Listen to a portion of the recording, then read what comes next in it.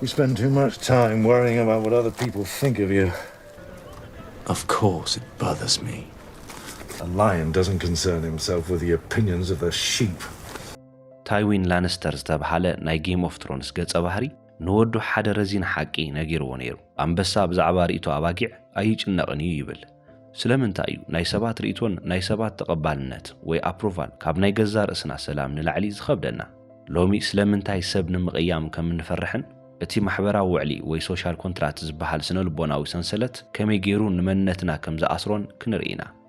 ደቂ ሰባት ኣዚና ንፈርሖ ሓደ ነገር ኣሎ ሰብ ምቕያም ኣይንፈትን ኣብ ህይወትና ንሰባት ኢልና ንገብሮም ኣዝዮም ብዙሓት ተግባራት ኣለዉ እቶም ተግባራት ንዓና ዝሐጉስና እኳ እንተዘይኾኑ ሰባት እንታይ ክውልኒ እዮም ብምባል ጥራይ ካልኦት ሰባት ምእንቲ ክሕጎሱ እንገብሮም ተግባራት ይህልው እዮም ንሕና ደቂ ሰባት ክንፍጠር ከለና ስጋዊ ዝኾኑ ባህርያት ኣለውና ምስ ሰባት ኢና ንንቀሳቐስ ልክዕ ከም እንስሳ ኢና ማለት ድማ ካብ ሰባት ተፈሊኻ ንምኻድን ንበይንኻ ምዃንን ኣይንደልን ኢና ሶሻል ኣኒማል ወይ ድማ ማሕበራዊ እንስሳ ኢና ስለዚ ኩልና ኣብ ናይ ገዛ ርእስና ጉጅለ ወይ ድማ ዕስለ እንንቀሳቐስ እንተኾይንና ካብቲ ጉጅለ ዘየውፅና ሕግታት እናተኸተልና ንሓልፍ እዚ ኮንፎርሚቲ ወይ ተመሳሲልካ ምንባር ይበሃል ንቐበሎም ወይ ኣሜን ኢልና እንስማምዐሎም ሓሳባት ብምልኦም ንሰርቫይቫል ወይ ድማ ህልውናና ንምዕቃብ ዝጠቕሙና ነገራት እዮም ንሕና ደቂ ሰባት ማሕበራዊ እንስሳታት ወይ ሶሻል ኣኒማልስ ኢና ኢለኩም ኣለኹ ስለዚ ካብ ደቂ ሰባት ተነፂልና ንበይና ከም እንኸውን ክንሓስቦ ከለና ኣብ ከቢድ ስንባደ ንኣቱ ስለዚ our values ወይ ክብርታትና ብምሉእ ደርቢና ኣብቲ ማሕበረሰብ ዝሓስቦ ነገር ርእሰይ ከእቱ እየ እንተደኣይልና ኣብዚ ጉዳይ እዚ ወይ ድማ ኣብዚ ፓኬጅ እዚ እንረኽቦ ሓደ ነገር ይህሉ እዩ ንሱ ድማ ኣፕሮቫል ወይ ድማ ናይ ሰባት ተቐባልነት እዩ እዚ ምስ ማሕበረሰብኩም እትፈራረምዎ ማሕበራዊ ውዕሊ ወይ ድማ ሶሻል ኮንትራክት ይኸውን ስለዚ እዩ ድማ ኣብ ጥንቲ ሓደ ሰብ ክቆፅዕዎ ክደልዩ ከለው ካብ ማሕበረሰቡ ወይ ካብ ዓሌቱ የባርርዎ ዝነበሩ ነቲ ሰብ ንበይኑ ምግባር ጥራይ ከም ቅፅዓት ይሕሰብ ነይሩ እቶም ዝተባረሩ ሰባት ኣብ ኣእምሮኦም ዝመጸሎም ሓሳብ በቃ ኣብቂዕለ እዩ ካብዚ ንድሓር ዝገብሮ ነገር የለን ብምባል ርእሶም ልክዕ ከም ዝሞተ ሰብ ክቆፅሩ ይጅምሩ ሰብኣዊ ዝገብርና ባህርያት ኣለውና ኣይኮነን ድዩ ብሳይንስ ፕሪሚቲቭ ማይንድ ይበሃል መብዛሕትኡ ግዜ ምስ ሰርቫይቫል ወይ ህልውናና ንምዕቃብ ዘተኣሳስረና ክፋል ኣእምሮና እዩ በዚ ምኽንያት እዩ ካብ ሰባት ምግላል ወይ ካብ ጉጅለ ተፈሊኻ ምንባር ክሳብ ክንድዚ ዝኣክል ከቢድ ዝበሃል ቅፅዓት ዝነበረ እቲ ፕሪሚቲቭ ማይንድ ናቐተለኩም ይመጽእ ማለት እዩ እንስሳዊ ባህሪኹም ኣውፂልኩም ማለት እዩ እዚ ነገር እዚ ጽቡቕ እዩ ቀደም ግና ከም ቅፅዓት እዩ ዝረአ ነይሩ ሕጂ ድማ ኣብዛ ዓለም እዚኣ ምእንቲ ቫሊዴሽን ወይ ድማ ብሰባት ተቐባልነት ንምርካብ ንነብር ኣለና እከለ ዝኽዳን እዚ ተኸዲኑ ስለዚ ኣነ እውን ክኽደኖ ኣለኒ እከለ ከምዚ ዓይነት መኪና ሒዙ ኣሎ ስለዚ ኣነ ድማ ካብኡ ዝሓሸት መኪና ክገዝእ ኣለኒ እከለ ኣብ ከምዚ ዓይነት ቦታ እዩ ዝሰርሕ ኣነ ድማ ካብኡ ዝበለጽኩ ክኸውን ኣለኒ ነዚ ኩሉ ነገር እንረኽቦ ማሕበራዊ ተቐባልነት ወይ ሶሻል ኣፕሮቫል ስለንደሊ እዩ ወይ ድማ ማሕበረሰብና ንዓና ክቕበለናን ኣብሊጹ ክርኤናን ስለንደሊ እዩ ስለዚ ነዚ ኣፕሮቫል ዝተባሃለት ወይ ተቐባልነት እትበሃል ቃል ሓዙለይ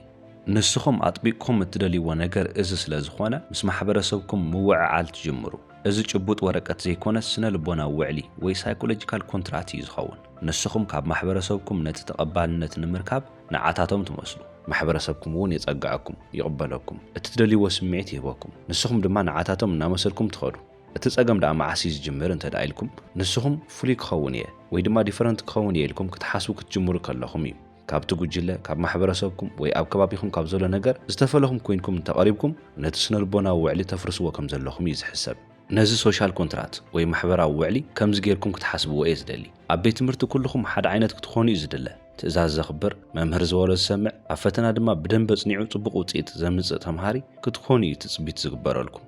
ቤት ትምህርቲ ፍሉይነትኩም ወይ ዩኒክነስኩም እተርእዩላ ወይ ብሓፈሻ ናይ ፈጠራ ክእለትኩም እተውፅላ ቦታ ኣይኮነትን ልክዕ ካብ ካልኦት ተምሃሮ ውፅእ ዝበልኩም ምዃንኩም ከስተውዕሉ ከለው ቀጥቂጦም ይመልስኹም ኣብ ሶሳይቲ ወይ ኣብ ማሕበረሰብ እውን እዚ ልማድ እዚ ክሳብ ሕጂ ኣሎ ስለዚ ማሕበረሰብ ካብ ዝመስሎ ነገር ውፅእ እንተኢልኩም ወይ ዝተፈለየ መልክዕ ሒዝኩም ክትመፁ ከለኹም መልክዕ ክብለኩም ከለኹ ትርኢትኩም ወይ ድማ ፊዚካል ኣፒራንስ ማለተይ ዘይኮነስ ናይ ባህሪ ለውጢ ክተምፁ ከለኹም እቲ ዘለኹሞ ደረጃ እውን ክቕየር ከሎ ርኢኹሞ ዶ ገንዘብ ረኺቡ ንዓና ረሲዕና ንሳ ደኣ ከም ቀደም ኣይኮነትን ተናይ ቀደም ሃና እኮ ተሪፋ እያ ወዲ ሰብ ገንዘብ ይቕይሮ እዩ እናበሉ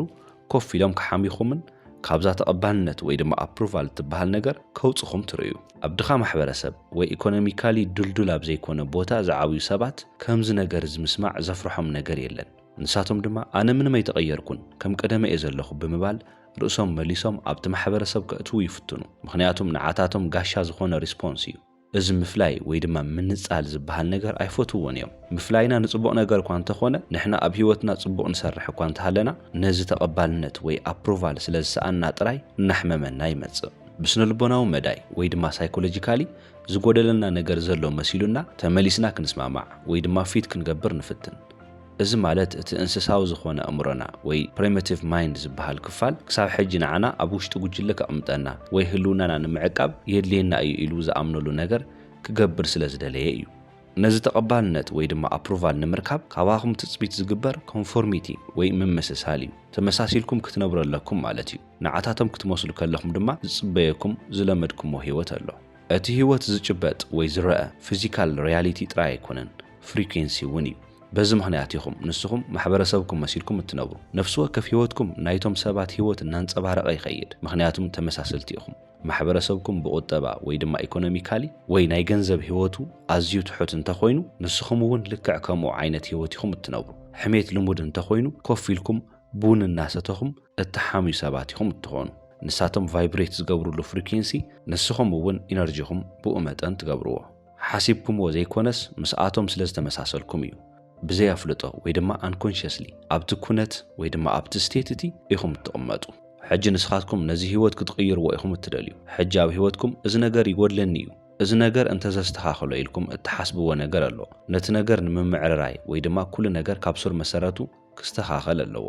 ውሽጥኹም ናይ ካልኦት ሰባት ተቐባልነት ዝምነ እንተኾይኑ ንስኹም ንነፍስኹም ኣይተቐበልኩምዋን ማለት እዩ ንስኹም ንነፍስኹም ምቕባል ወይ ኣክሰፕት ምግባር ስለ ዘይከኣልኩም ወይ ብናይ ርእስኹም ድምፂ ኣብቲ ዝደለኹሞ ቦታ ክትቕምጥዋ ስለ ዘይከኣልኩም ሰባት መፂኦም ነቲ ነዃል ክደፍኑልኩም ትጽበዩ ኣለኹም በዚ ምክንያት እዩ ድማ እቲ ኣብ ውሽጥኹም ዝስምዓኩም ስምዒት ኣብ ደጋዊ ዓለምኩም ወይ ኣብ ናይ ግዳም ህይወትኩም እናንተጸባረቐ ወይ ድማ እናተርኣየ ይመጽእ ዝበልኩኹም ኣብ ውሽጥኹም ዘሎ ክፍተት ኣብ ደገ እውን እናተርኣየ ይመጽእ እዚ ማለት እንታይ ማለት እዩ ሰባት ንዓኹም ተመልኪቶም ብዙሕ ነገር ከም ዝጎደለኩም ከስተውዕሉ ይኽእሉ እዮም እዚ ስምዖኩም ዘሎ ስምዒት ጥራይ እዮም ዘንጸባርቑ ዘለዉ ተቐባልነት ወይ ድማ ኣፕሩቫል ምስ ፍቕሪ ወይ ድማ ላቭ ኣተኣሳስርዎ ሓደ እዮም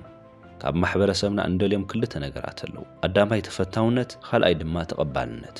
ስለዚ እዞም ክልተ ነገራት መዓስ እውን ይኹን ኣይነጻጸሉን እዮም ኣብ ማሕበረሰብኩም ንስኹም ተቐባልነት እትረኽቡ ሰባት እንተኾይንኩም ንስኹም ፍትዋት ኢኹም ዘይትፍተው ነርኩም እንተትኾኑ ተቐባልነት ኣይምረኸብኩምን ነርኩም ተፈታውነትኩምን ተቐባልነትኩምን ድማ ዝመጽእ ንስኹም ነቲ ጉጅለ ብምምሳል እንተኾይኑ እቲ ምፍታውን ተቐባልነት እንተዝተረፍከ እንታይ ምኾንኩም ዜሩ ነቲ እትደልይዎ ህይወት ትነብሩ የለኹምን እሞ ደኣ ስለምንታይ ኢኹም ናታቶም ተቐባልነትን ምፍታውን እትደልዩ ምክንያቱም ነቲ ነገር ክትረኽብዎ እትኽእሉ ንዓታቶም ክትመስሉ ከለኹም ጥራይ እዩ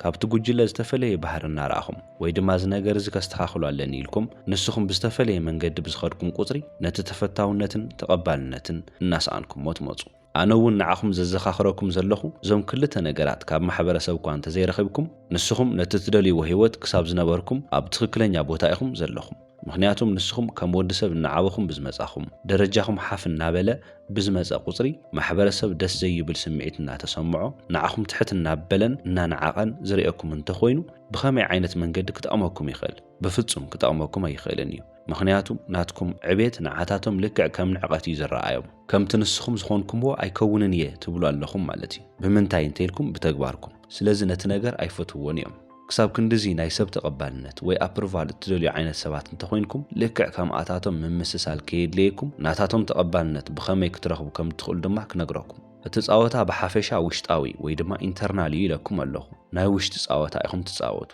ናይ ሰባት ተቐባልነት እትደልዩ እንተኾይንኩም ነቲ ተቐባልነት ንርእስኹም ስለዘይሃብኩምማ እዩ ካብ ርእስኹም ዘጉደልኩሞ ነገር ኢኹም ኣብ ህዝቢ ትርእይዎ ዘለኹም ስለዚ ርእስኹም ተቐባልነት ምሃብ ወይ ድማ ኣፕሩቭ ምግባር ክትጅምሩ ኢኹም ርእስኻ ምፍታው ኣብዚ ዝጅምር ርእስኹም ክትፈትው ከለኹም ንነፍስኹም ትቕበልዋ ኣለኹም ማለት እዩ ነዚ ክትገብሩ ከለኹም ናይ ሰባት ተቐባልነትን ናይ ሰባት ምፍታውን እትደልዩ ዓይነት ሰባት ኣይትኾኑን ኢኹም ምክንያቱም ሙሉእ እየ ኢልኩም እትሓስቡ ሰባት ትኾኑ ኩሉ ነገር ኣባኹም ኣሎ ካብ ሰብ እትጽበይዎ ፍቕሪ ካብ ርእስኹም ረኺብኩምዎ ኢኹም ካብ ሰብ እትጽበይዎ ተቐባልነት ምሳኹም ኣሎ ልክዕ ነዞም ክልተ ነገራት ኣብ ውሽጥኹም ክትረኽብዎም ከለኹም ማሕበረሰብኩምን ህዝብን ዓለምን ንዓኹም እናተቐበለን እናፈተውን ይመጽእ ኣብዛ ምድሪ እዚኣ እትርእይዎም ሰባት ብምልኦም ልክዕ ንስኹም ንነፍስኹም ብትርእላ መንገዲ እዮም ዝርእኹም እዚ ነገር ይጎድለኒ እዩ እዚ ነገር ይውሕደኒ እዩ ኢልኩም እትሓስቡ ሰባት እንተኾይንኩም ነቲ ናይ ውሽጢ እምነትኩም بتكباراتهم نعبيلكم ويدما ماغنيفاي ناغبروا ويمصوا سلازي كاباخم تثبيت زغبر رأسكم ملؤ مغبار طرايو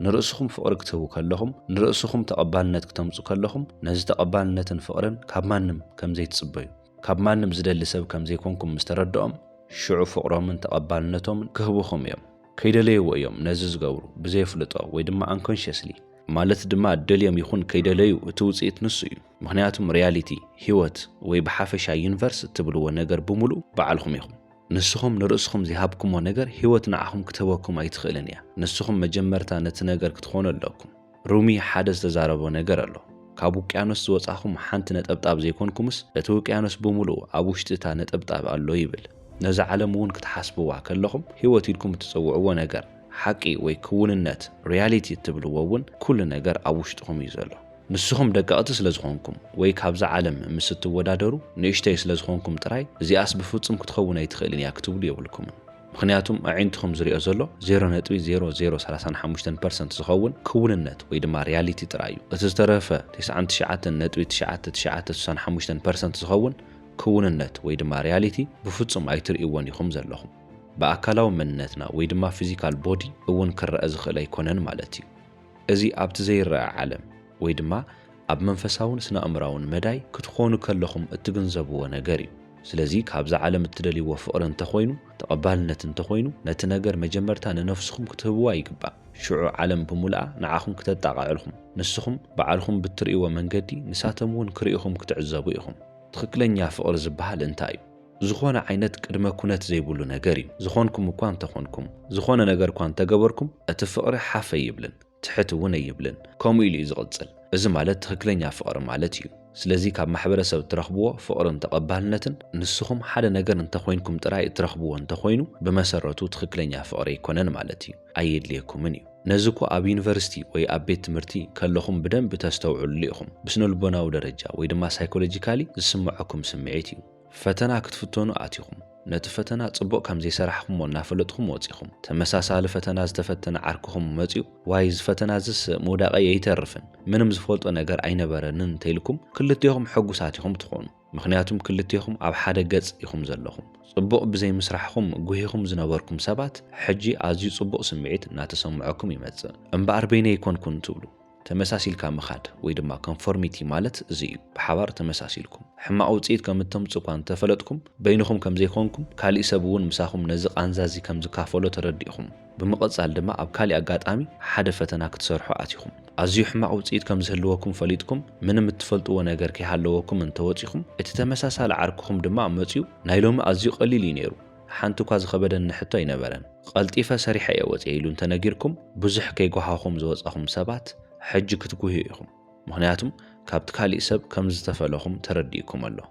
ሕጂ እውን ምዝ ተመሳሳሊ ዓርክኹም ንፈተና ኣትኹም ንሱ ነቲ ፈተና ወዲቑ ንስኹም ግና ጽቡቕ ውጽኢት ከም እተምጽኡ ርግጸኛታት ኮይንኩም ወፂኹም ነዚ ፈተናስ ብደንብ ገይረ ሰሪሐዮ ኣዝዩ ጽቡቕ ውጽኢት ከም ጽየ እንተዳ ኢልኩምዎ ንሱ ድማ ጽቡቕ ውጽኢት ከም ዘየምጽአን እቲ ፈተና ከም ዘይሰርሐን ክትርእዩ ከለኹም ኣብ ውሽጥኹም ናይ ግልቲ ስምዒት ክህሉ እዩ ናትኩም ጽቡቕ ምስራሕ ንዕኡ ዝጎድኦ እዩ ዝመስለኩም ሳብኮንሽስሊ ዝብለኩም ዘለኹ ናይ ወዲ ሰብ ስነ ልቦና ልክዕ ከምዚ እዩ ፔሪድ ምስ ሰባት ሓደ ክኸውን እዩ ዝደሊ ናይ ሓባር ክንብሎ ንደሊ ነገር ምርኣይ ንጅምር ምምስሳል ዝበሃል ነገር ወይ ኮንፎርሚቲ ዝበሃል ነገር ዝጅምር እኮ ኣብዚ እዩ ካብ ሰባት ተቐባልነት ወይ ድማ ኣፕሩቫል ንሓተትና ንመጽእ ጠቕሊልና ንዓታቶም መሲልና ህይወትና